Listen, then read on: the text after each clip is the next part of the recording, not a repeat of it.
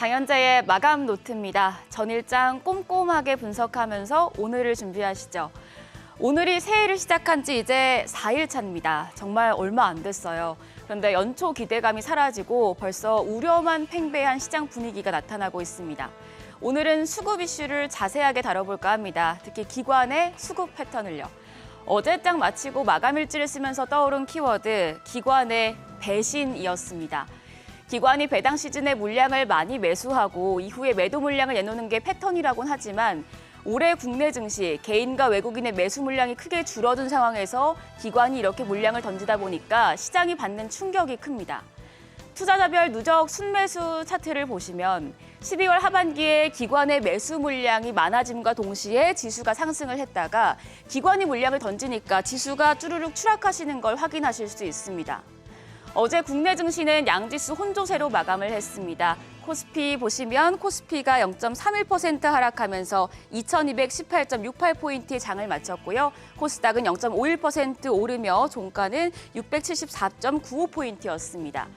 코스피가 오전 중에 낙폭을 키우면서 큰 폭으로 떨어졌었습니다. 약 2달 반 만에 2200선이 붕괴되기도 했는데 그래도 점차 낙폭을 줄여나가면서 장 후반부에 보합권을 중심으로 등락을 반복하다가 마감을 했고요. 코스닥 역시 장 중반까지는 660선마저 이탈하면서 하락세를 보이다가 오후 들어서 상승 반전하며 장을 마쳤습니다. 양 지수가 이렇게 하락폭을 축소한 시점에 이슈가 하나 나왔는데 그건 잠시 뒤에 보겠습니다. 유가증권 시장에서 기관은 또 매도 우위를 보였습니다. 기관이 3,556억 원 순매도하면서 5거래일 연속 매도 우위를 보였고요. 외국인이 514억 원, 그리고 개인이 2,743억 원 매수 우위를 보였습니다. 코스닥 시장에서는 기관이 143억 원 순매수를 했는데 이게 작년 대비 거래량이 많다 보니까 그렇게 유의미한 숫자로 보기엔 좀 어렵고요. 이 밖에 외국인이 182억 원 매도 우위, 개인이 34억 원 매도 우위를 보였습니다.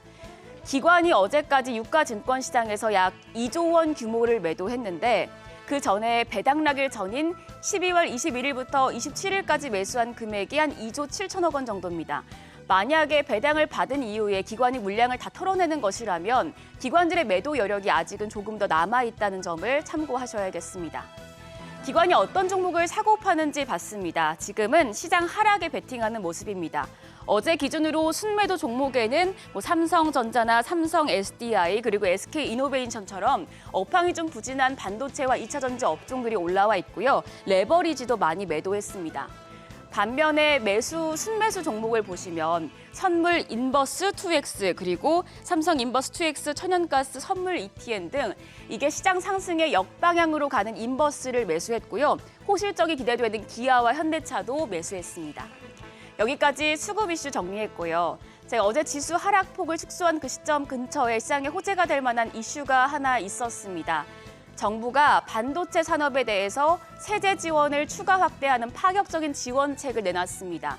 현재 반도체나 배터리 같은 국가 전략 기술에 시설 투자를 하면 투자액의 8%를 세금에서 감면해 주는데요. 이 감면 비율을 올해는 15%로 2배 가까이 늘리기로 했습니다. 중소기업도 16%에서 25%로 높였으니까. 그러니까 만약에 삼성전자가 반도체 생산 시설에서 1조 원을 투자한다고 치면 세금으로 1,500억 원을 감면받을 수 있는 겁니다. 정부안대로 처리된다면 글로벌 기술 패권과 공급망 경쟁이 치열한 상황에서 우리 반도체 산업에 큰 힘이 될 예정이라 시장에 긍정적인 뉴스로 작용했습니다. 자, 어제 포착된 특징 업종 4가지 꼽아봤습니다. 시장 지도를 함께 보실까요? 자, 어제 특징 업종으로는 엔터와 영상 콘텐츠, 그리고 로봇, 자동차인데요. 어제 강세 업종이기도 하고 최근에 의미 있는 상승을 보여주고 있는 자동차 업종, 그중에서도 현대차와 기아 이야기하고 넘어가겠습니다. 지난해 말 52주 신저가를 경신하며 내리막길을 걷던 현대차와 기아가 올 들어서 반등 조짐을 보이고 있습니다.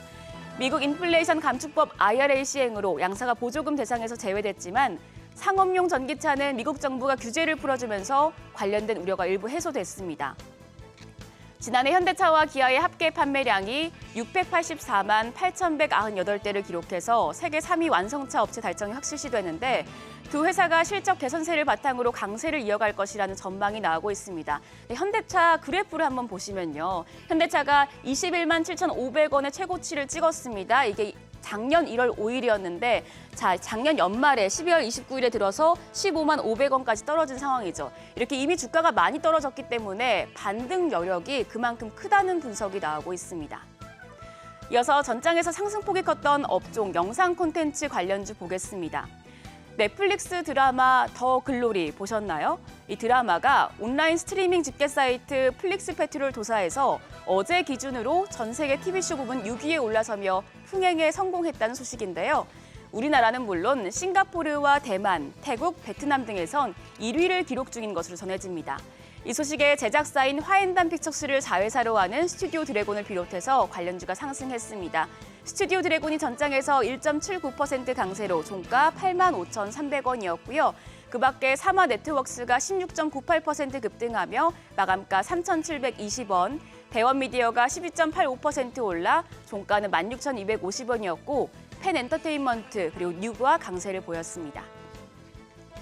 엔터테인먼트 관련주 역시 강세를 보였습니다. 1월 아이돌 그룹들의 컴백이 대거 예정돼 컴백 기대감이 큰 데다 걸그룹 블랙핑크와 뉴진스가 연초부터 유튜브와 음원 차트를 점령하면서 투자 심리에 긍정적인 영향을 미쳤습니다. 하이브 산하 레이블 어도어의 걸그룹 뉴진스가 첫 싱글 OMG 발매일인 지난 2일 한터 차트의 음반 일간 차트에서 정상에 올랐고요. 첫날 앨범 판매량이 48만 장을 돌파했습니다. 또 YG 엔터테인먼트는 블랙핑크의 두 번째 정규 앨범 타이틀곡인 셧다운과 블랙핑크 멤버 리사의 솔로곡 머니가 유튜브 억데뷔를 돌파했다는 소식에 3거래일 연속 상승세를 이어갔습니다. 여기에 중국 한안령 해제 기대감도 주가 상승의 동력으로 꼽히는데요. 전장에서 YG 엔터테인먼트 3.02% 올라 종가 49,500원이었고 하이브가 4.13% 올랐습니다. 마감가는 17만 6,500원이었습니다. 그 밖에 큐브엔터가 6.69%, 버키 스튜디오가 5.45%, TST 역시 5%대 강세를 보여줬습니다. 상승 업종 중 또 하나 바로 로봇 테마였습니다. 이 테마 안에서도 레인보우 로보틱스라는 이슈가 있었는데요. 레인보우 로보틱스가 삼성전자를 대상으로 유상 증자를 결정했다는 소식에 급등했습니다. 레인보우 로보틱스는 삼성전자를 상대로 590억 원 규모 3자 배정 유상 증자를 결정했다고 밝혔는데 삼성전자는 이달 중순께 약 194만 주를 주당 3만 400원에 받을 계획입니다. 삼성전자가 로봇 관련 기업에 지분 투자를 하는 게 이번이 처음이어서 더욱 주목을 받았고요. 로봇 관련주가 전반적으로 호재로 작용했습니다. 이 소식에 레인보우 로보틱스가 강세를 보였는데요. 전장에서 거의 상한가 정도까지 올랐습니다. 27.45% 급등하면서 종가 41,550원이었고요. 루닛이 13% 올라 종가 32,600원. 그 밖에 유일 로보틱스가 6.7%, 에브리봇이 5.56%, SP 시스템스가 5.15% 상승 마감했습니다. 자, 그리고 마지막으로 시장에서 1월 효과보다 CES에 주목해라라는 말이 나올 정도로 세계 최대 가전정보 기술 전시회인 CES 2023의 증권가의 관심이 모아지고 있죠. CES에서 기술주들의 앞으로의 미래를 확인해 볼 수 있기 때문인데요. CES가 현지 시간 3일 오늘 미디어데이를 시작으로 막을 올립니다. 그래서 증권사가 뽑은 CES 수혜주 정리를 했습니다.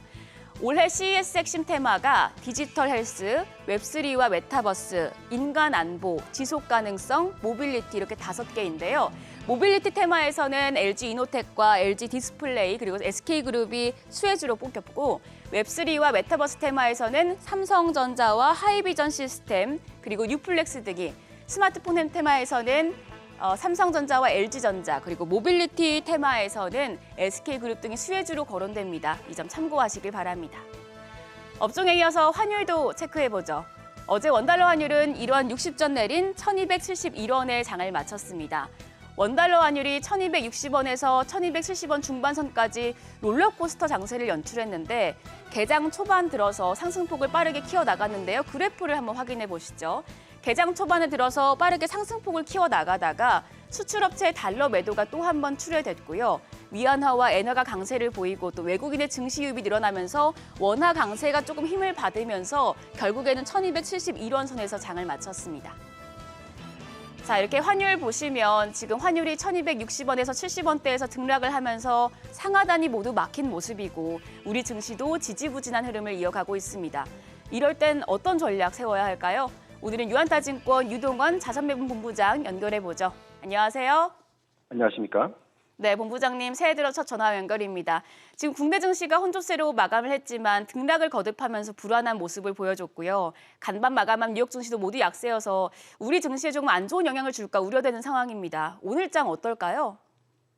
네, 여전히 불확실한 모습을 계속 이어가고 있습니다. 한국 증시를 보면은 첫 개장 날 큰 폭의 하락을 했고 어제 또 큰 폭의 하락을 하다가 어느 정도 반등을 일으켰습니다. 미국 증시를 보더라도 첫 개장일 날 큰 폭의 하락을 보였다가 어느 정도 반등을 보이면서 그래도 마이너스 마감하는 그런 모습입니다. 지금 현재 시점에서는 금리는 여전히 하향 안정화되고 있는 상황이라서 금리에 대한 리스크나 우려보다는 올해 경기 침체에 대한 우려가 지금 시장을 좀 지배하고 있다라고 보시면 될 것 같습니다. 특히 유가가 또 천연가스 가격이 급락하는 모습을 보이면서 이에 따라서 어떤 경기 둔화라든지 경기 침체에 대한 리스크를 시장이 좀 생각을 하고 있는 것 같습니다. 그렇지만 현재 시점에서의 어떤 미국에서의 소비의 가능성 그리고 개인들의 펀드멘탈과 기업들의 펀드멘탈을 봤었을 때 경기 둔화 수준이고 경기 침체가 일어난다 하더라도 마이너스 숫자보다는 살짝의 플러스 숫자로 올해를 마감할 수 있을 가능성이 충분히 있습니다. 그렇기 때문에 이 경기 침체에 대한 우려에 대한 부분은 상당 부분 반영이 되어 있다라고 판단하고요. 하지만 경기 둔화라든지 경기 침체가 일어났었을 때 그 부분이 돌아서기 한 3개월 내지 6개월 전에 시장이 올라가는 모습을 보이기 때문에 지금 상반기라든지 1, 4분기에 이런 변동성이 좀 이어질 수 있을 가능성은 충분히 생각해야 될 것 같습니다. 그렇지만 다시 말씀드리지만 펀더멘탈적인 부분을 놓고 봤었을 때 경기 침체, 극심한 경기 침체의 가능성은 상당히 낮기 때문에 이럴 때 종목 선별을 하는 것이 중요할 것이다 말씀을 드리겠습니다. 네, 근데 간밤 뉴욕 증시에서 서학개미들이 사랑하는 애플과 테슬라가 큰 폭으로 하락하면서 새해부터 좀 찬바람이 부는 모습입니다. 다만 CES 2023을 기점으로 기술주들의 훈풍이 불 수 있을 것 같기도 한데 지금 같은 상황에선 어떤 업종에 체크해보면 좋을까요? 네, 우선 기술주의 하락 부분에 있어서는 아무래도 이벤트성의 가능성이 높습니다. 특히 테슬라와 애플 관련된 부분은 미중 무역 전쟁 이슈라든지 또 테슬라의 어떤 단기적인 테마 이슈 같은 것이 붙어 있기 때문에 급락을 보였다라고 보시면 될 것 같고요. 전체적인 성장주 부분에 있어서는 나스닥이 어제 마이너스 0.76% 하락을 하면서 아주 급격한 하락이라기보다는 어느 정도 좀 변동성이 있다라고 보시면 될 것 같습니다.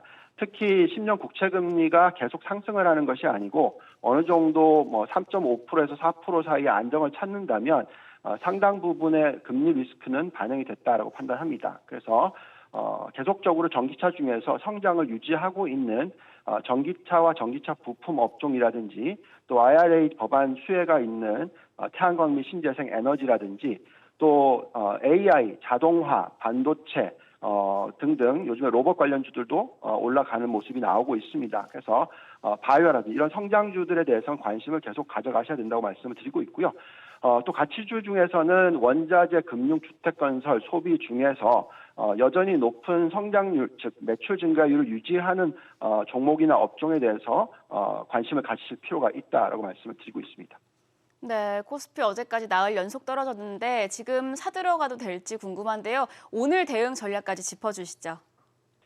네, 기본적으로 만약에 금리가 미 연준이 5%까지 올리고 또 경기가 둔화가 되지만 경기 침체까지는 아니라고 생각을 한다면 이미 상당 부분의 리스크가 반영이 되었다라고 판단이 듭니다.